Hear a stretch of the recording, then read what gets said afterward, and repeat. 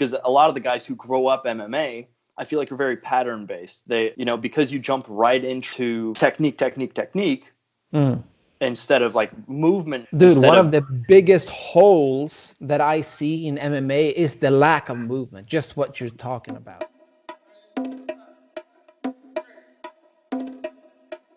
Perfect.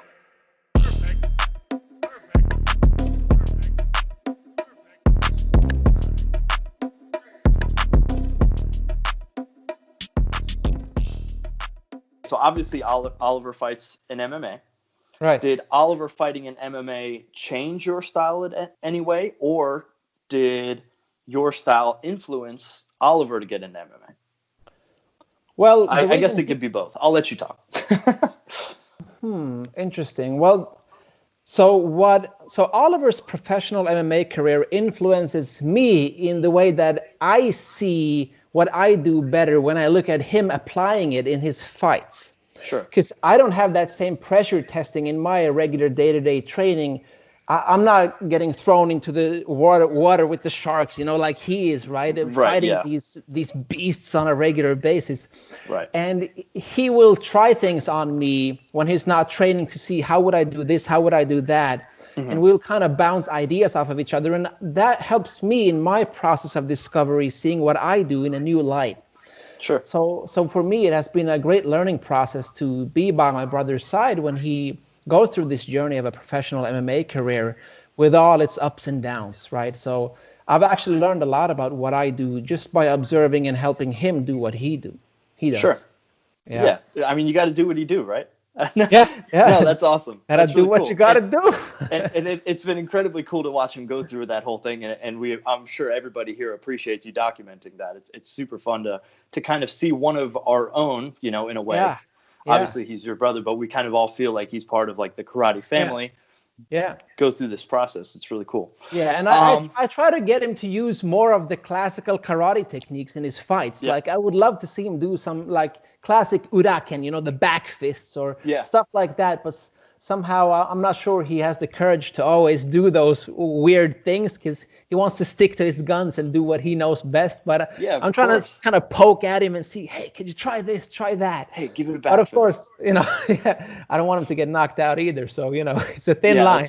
That's true. Be like, do a back fist, but like when you think it's a good idea. Don't well, just, he did that in his last fight. He won with the spinning back fist, though. Yeah. But I didn't teach him that, so I can't. It was probably Steven Seagal taught him that one. Steven Seagal teaches all the best techniques. That move does appear in like Pinan or Heian Sandan Kata or Kankudai or Kushankudai. You got the spinning move with the back fist. It's the exact move. Although I don't think he pulled it out of his kata when he did it. I'm sure it was pure instinct. But you could argue that all those moves that you have retained in your head that are instinctual, like he didn't just not know that move at all. Well, I mean, he's been doing it since he was a kid, just like me. Right. Yeah, exactly. Mike and I had this moment. I was teaching a seminar and somebody asks me why the karate stance is so wide and why they're always jumping up. And I immediately went back into the reserve. And Mike and I both knew this as soon as I said it and talked about how you're dropping. Drop.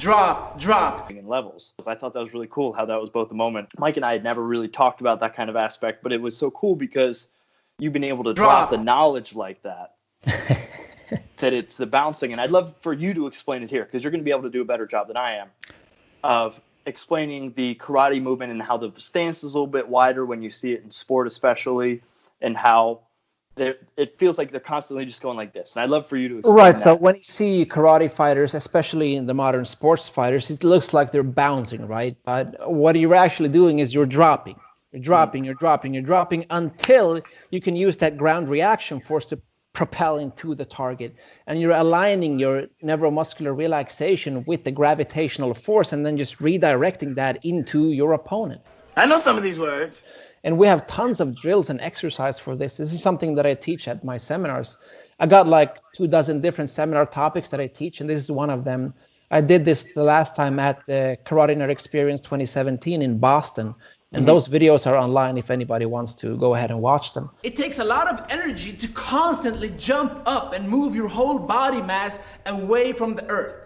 But if you just follow along with gravity, drop, then that means you can then redirect your drop into the horizontal space. No, it's really cool. And I think it's something that more and more people can begin to acclimate, because a lot of the guys who grow up MMA, I feel like are very pattern based. They, because you jump right into the technique, instead of like movement necessarily, then it becomes very bread and butter, throw punches, throw kicks. Here's how, you put it together combinations. Dude, one of the biggest holes that I see in MMA is the lack of movement, just what you're talking about.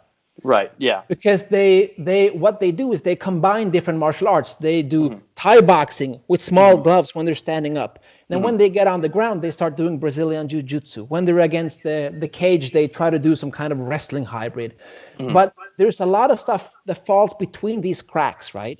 Sure. That does not purely belong to one martial art. And that is where the opportunity is if you're an excellent mover, like somebody like Conor McGregor would be.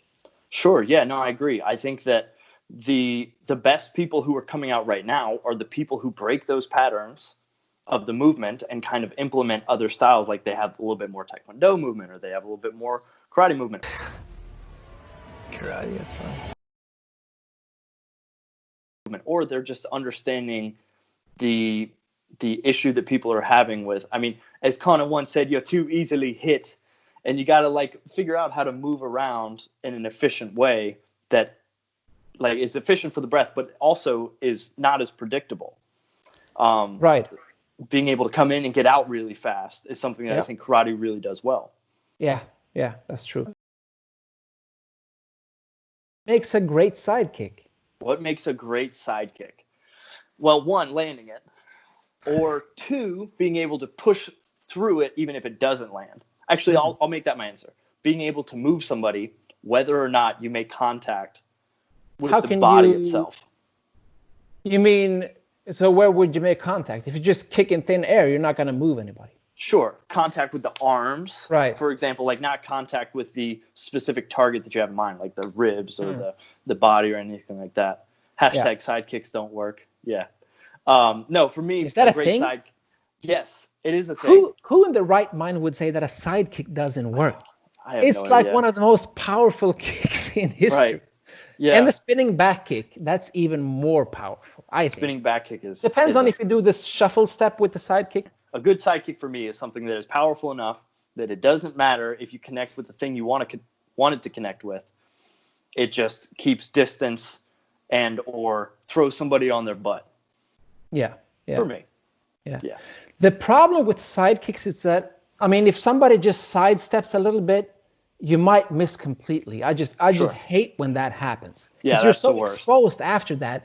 So you always need a plan B. Like if I don't hit this sidekick, I'm gonna go straight into a roundhouse kick. Or if you step the other way, I'm gonna straight into a back fist or something like that. Right. Yeah. Having those. Actually, that's a great point. That's probably something I'll work on for one of the next seminars we do, is because I talk about how to land sidekicks and I talk about how to like the good body mechanics for sidekicks, but you rarely hear anybody talk about what happens if you mess up. Look, for every sidekick you land, you're gonna miss 5. That's just the reality. Yeah, depends on how good you are, obviously. Yeah, right. Yeah, maybe not in your case, but for the rest of us. Well, if you're Wonderboy or something like that, then it's for every one that you don't land, you probably landed 5. And then there's a Superman hook. Oh. For Wonderboy. Yeah, poor Wonderboy. That was a good one. He was such a good sport about it too. Yeah. Okay, cool. So let's see here. Do you have a specific outro that you like to do? An outro? Yeah. No, I just want to provide value. Hard cut it right there. I just want to provide value. Hard cut. All right, guys, thanks for watching. Make sure you go follow Jesse on YouTube. As I say that, it's weird. Like, it's hard to think that any of you would follow me and not him. Like, in what world does that? Anyway, you get the idea. If you're not already, make sure you'll follow him on YouTube. Big thanks to Jesse for doing this whole thing with me. Couldn't appreciate it more. Thanks for dropping the bars on us. See you guys later. Make sure you subscribe or I'll kick you with my fist this time. Bah! It's just a wonderful form of practice that doesn't require any equipment or training partner, which is perfect right now. Yeah. But if you don't have a good instructor, if you don't know how deep you can get into the technical aspects, then you might feel like you're very limited in your practice of kata because you don't see how